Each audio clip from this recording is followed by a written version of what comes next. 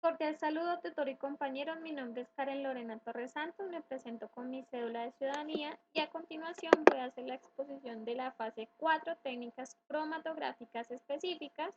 Pertenezco al grupo 23. Iniciamos con la cromatografía iónica, donde nos habla que la cromatografía de intercambio iónico es un proceso que permite la separación de iones y moléculas polares basadas en las propiedades de la carga de las moléculas.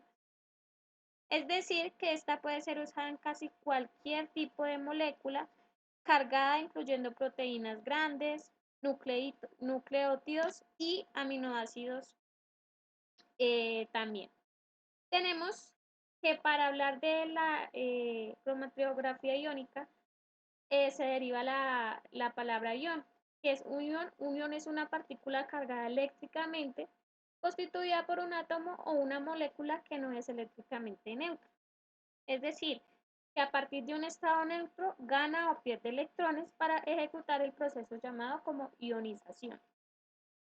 La cromatografía iónica pues también está basada en las interacciones iónicas entre los iones presentes en la fase móvil y grupos funcionarios iónicos fijos en la matriz cromatográfica.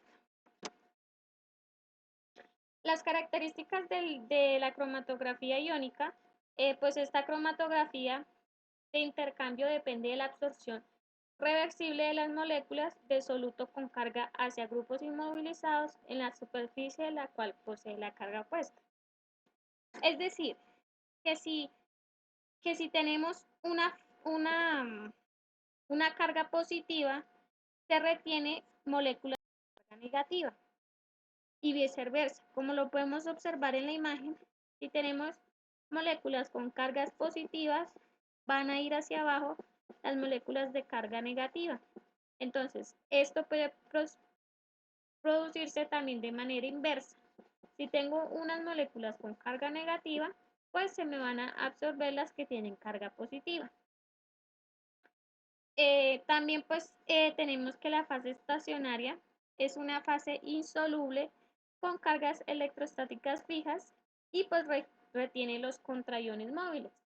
Pues los contraiones es lo que estaba explicando. Si mientras la molécula sea positiva, pues va a retener los negativos.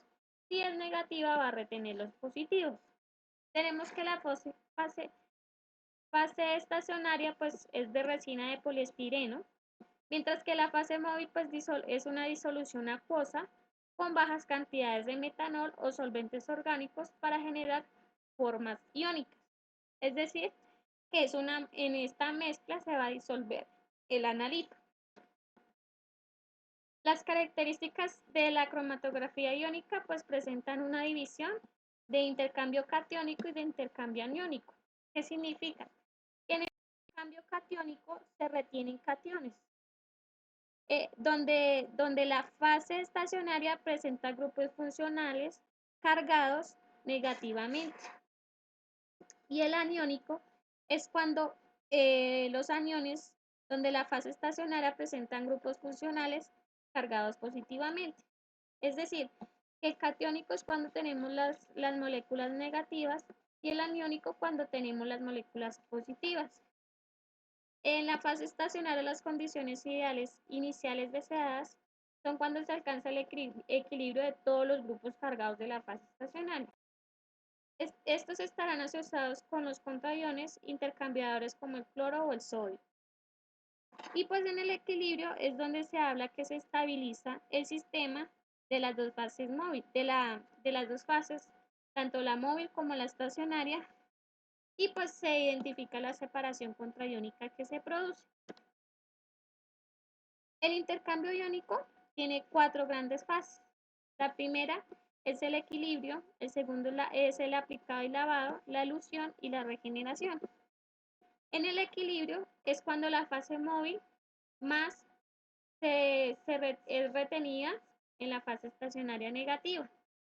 El aplicado y lavado es cuando se aplica muestra en el sistema para que éste se estabilice, y la elusión es la separación de los compuestos de la muestra, y en la regeneración pues es donde se retienen los contraiones.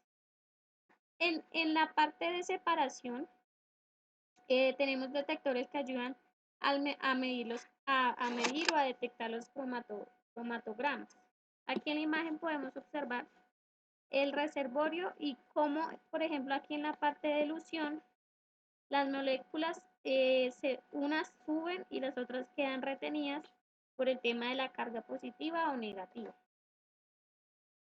El funcionamiento de este equipo pues se da en 4 momentos, donde primero se tiene el reservorio, donde está la fase móvil, luego pasa por una bomba, donde se aplica la muestra y la lleva hacia la columna cromatográfica.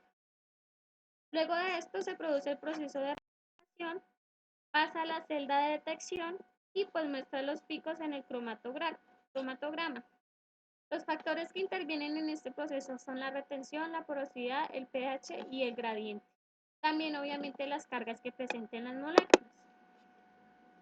Aquí pues muestra algunos componentes que se pueden usar en las columnas como rellenos. Aquí cuando tenemos un intercambio iónico y un intercambio catiónico.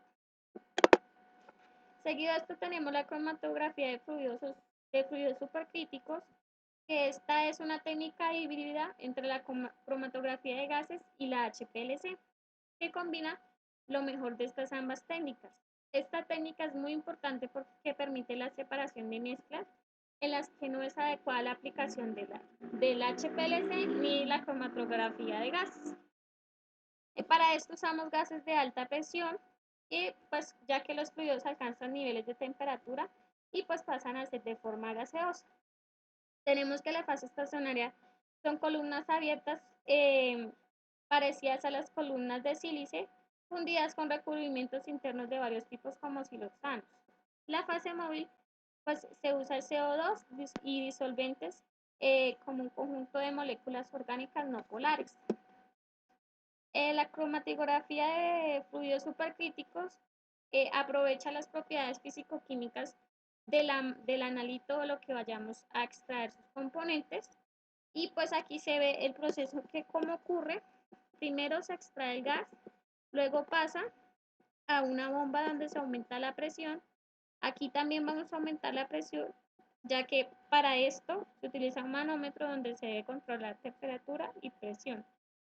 Ya en esta parte tenemos que mantener la temperatura y eso es básicamente lo que sucede en este proceso, donde el cromatograma o el montaje está compuesto por columnas, la fase estacionaria y la fase móvil. Las aplicaciones pues se puede dar en la cromatografía, en las reacciones químicas, procesos de metalurgia, etc. Estas son mis referencias. Muchas gracias por la atención prestada.